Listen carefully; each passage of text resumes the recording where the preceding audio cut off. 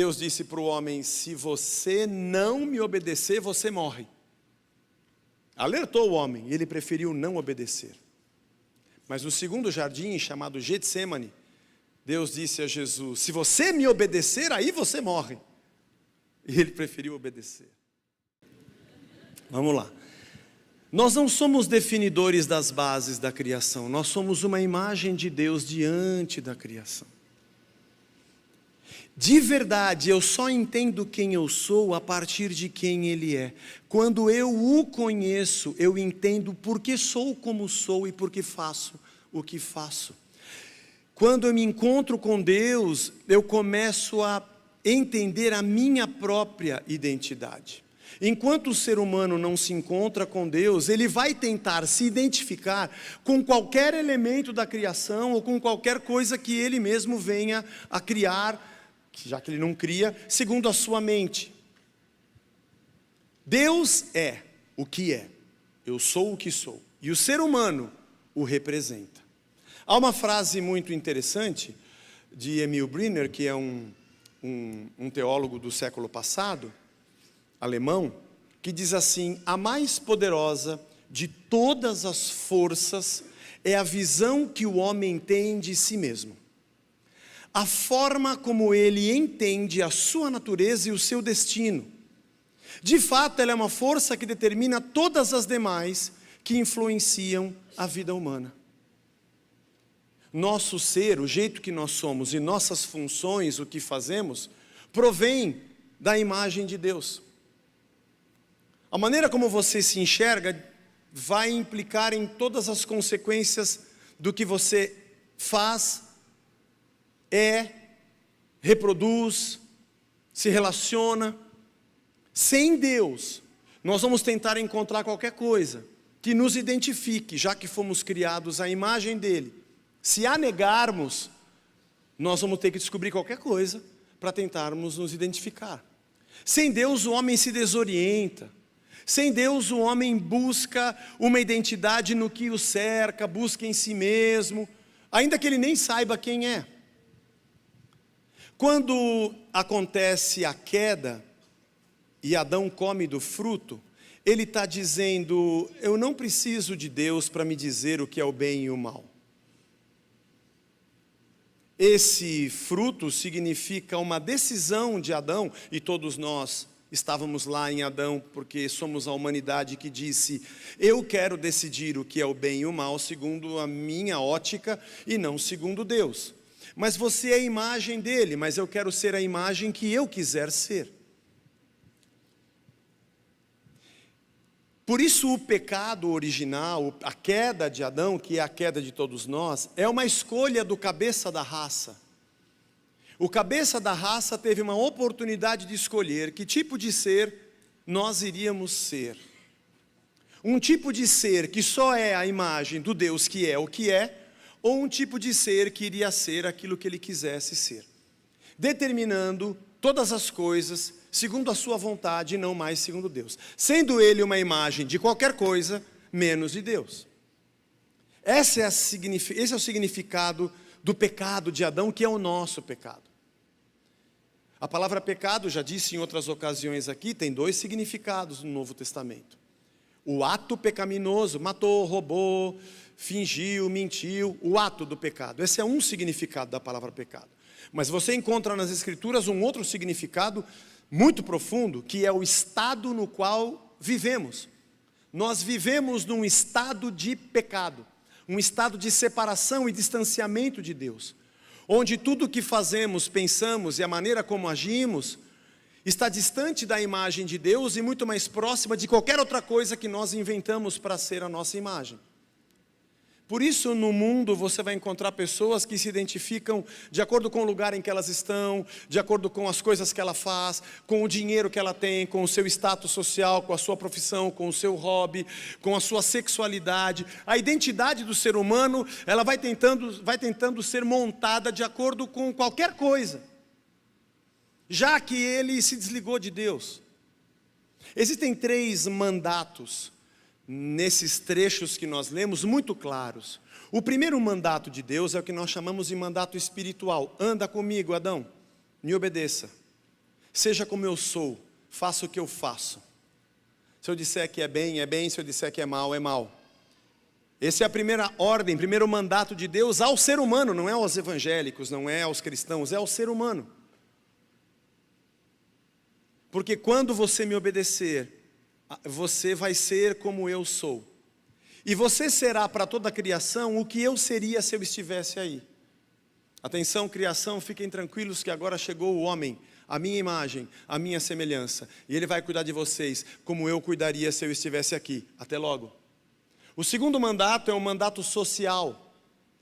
Como esse homem deve se relacionar com pessoas, com a sua mulher, com os seus filhos, se multiplicar e encher a terra. Eu me relaciono com o próximo da mesma maneira como Deus se relaciona comigo, já que eu estou ligado a Deus e sou uma imagem dele.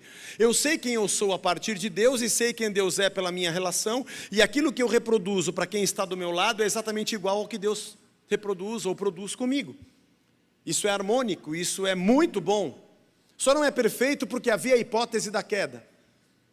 E há um terceiro mandato, que é o mandato cultural. Tem semente, tem terra, tem água, tem animais. Cuida disso aqui, desenvolve isso daqui.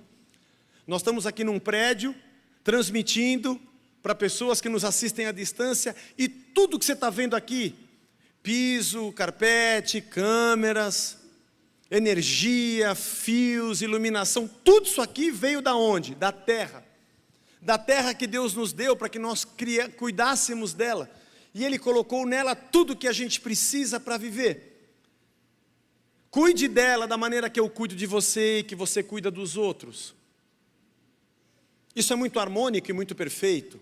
Porém, quando o homem come do fruto e diz, eu decido o que eu faço, e a sua imagem já não é mais a imagem e semelhança de Deus, o seu mandato espiritual foi cortado, até a maneira como ele se enxerga já está distorcida. Ele já não se vê mais como uma imagem de Deus e ele vai ser aquilo que ele quiser ser. E vai tratar o outro da maneira como ele, Deus de si próprio, acha que deve cuidar do outro. E vai cuidar da terra como ele, Deus de si próprio, acha que tem que cuidar da terra. Isso se chama morte. Sabe o que é mal? A filosofia, a sociologia, todos os grandes pensadores da humanidade se debatem sobre o problema do mal. Da onde vem o mal? Por que o homem é mau? Por que existe mal na terra? O mal nada mais é do que a ausência de Deus. É a oportunidade de qualquer ser, ser o que quiser ser, sem a imagem de Deus. Nós só entendemos que nós precisamos de Cristo, porque nós compreendemos que somos seres humanos que vivem num estado de pecado, e num estado de distanciamento de Deus, onde aquilo que pensamos, sentimos e fazemos está muito mais ligado a uma imagem que construímos a partir de qualquer coisa do que uma imagem da perfeição de Deus. E por isso olhamos para Jesus Cristo quando Ele passeia entre nós, alguém que carrega uma humanidade que nós não carregamos, alguém que manifesta uma justiça que nós não manifestamos, alguém que representa a imagem de um Deus que nós não enxergamos. A decisão de seguir a Cristo é a decisão do nosso retorno, de dizer, eu entendo que eu estou morto, gero morte, ainda que o ser humano hoje, sem Deus, ainda guarde resíduos da boa criação de Deus, é inegável que a humanidade está num estado de queda, mundo decaído, é assim que nós chamamos. Nós vivemos um mundo decaído e em queda livre, e quanto mais tempo passa, menos de Deus você vê, menos a imagem de Deus aparece no ser humano. Você ainda vê amor, ainda vê paz, ainda vê justiça, mas em algumas áreas e setores da humanidade você não vê não. Você vê ódio, você vê vingança, e o ser humano fazendo o que lhe dá na telha, sendo ele a imagem do que ele quiser ser. Tiranos, opressores, bandidos, o que você puder imaginar. E cada um deles tem a sua justificativa, a sua verdade, para que possa apresentar uma explicação plausível, entre aspas, do porquê ele é como ele é. Se inventa deuses, se inventam crenças, se inventam modelos e padrões. Se inventa amor com o mesmo nome do amor que está escrito na palavra de Deus, mas não é o amor de Deus. É um amor segundo a imagem de qualquer coisa que se vê nessa terra. E quando nós olhamos para Cristo e dizemos, eu quero voltar para Deus, a isso nós chamamos, entre aspas, de conversão. Eu convergi, eu vivi a minha vida como eu vivi, até que eu acordei e falei, pera, isso aqui não é vida. Por que eu existo? Porque eu fui criado. Fui criado por quem? Por um Deus. Para ser de que jeito? Como Ele. O que eu estou fazendo? Eu estou sendo qualquer coisa que eu acho. Eu estou trazendo qualquer coisa para cima de mim para tentar identificar alguma coisa, porque eu não sei o que eu sou.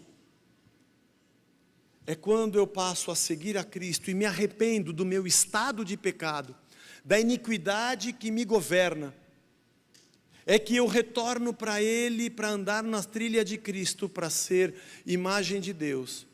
E por isso a nossa missão fica muito clara. Reatando com o meu Deus, meu mandato espiritual, para conhecê-lo cada dia mais e entender quem eu sou de verdade, a partir dele, não a partir de qualquer coisa dessa terra. É que eu começo a entender como é que eu trato o meu próximo e começo a entender como é que eu trato essa terra, essa criação. A harmonia volta, não de maneira perfeita, porque não é perfeito, é muito bom. De maneira perfeita, não, mas muito bom. Porque nós ainda carregamos em nós o pecado. Carregamos. E se você parar para observar, na maioria das vezes, durante a semana, durante o mês, as decisões que você toma, as coisas que você faz, a identidade que você demonstra, é alguma coisa muito mais parecida com as pessoas que circulam nessa terra e os valores desse mundo do que propriamente com a imagem de Deus. A gente tropeça muito ainda. Mas por isso Jesus Cristo disse que Ele havia chegado com o seu reino. Porque é um novo governo, uma nova ordem. Lá no primeiro jardim é o Éden. Deus disse para o homem, se você não me obedecer, você morre. Alertou o homem, e ele preferiu não obedecer. Mas no segundo jardim, chamado Getsêmani, Deus disse a Jesus, se você me obedecer, aí você morre. E ele preferiu obedecer. A diferença entre o Adão que faz segundo a sua vontade, no âmago do seu desejo, ou o Cristo que abandona a sua vontade, para dizer, o Pai me enviou, e minha comida e minha bebida é fazer a vontade do meu Pai que está no céu, e realizar a sua obra. E ele diz, quem vê a mim, para Filipe, mostra-nos o Pai. Filipe, quem vê a mim, vê o Pai. Olhamos a imagem de Deus em Jesus Cristo, e é com Ele que a gente quer andar.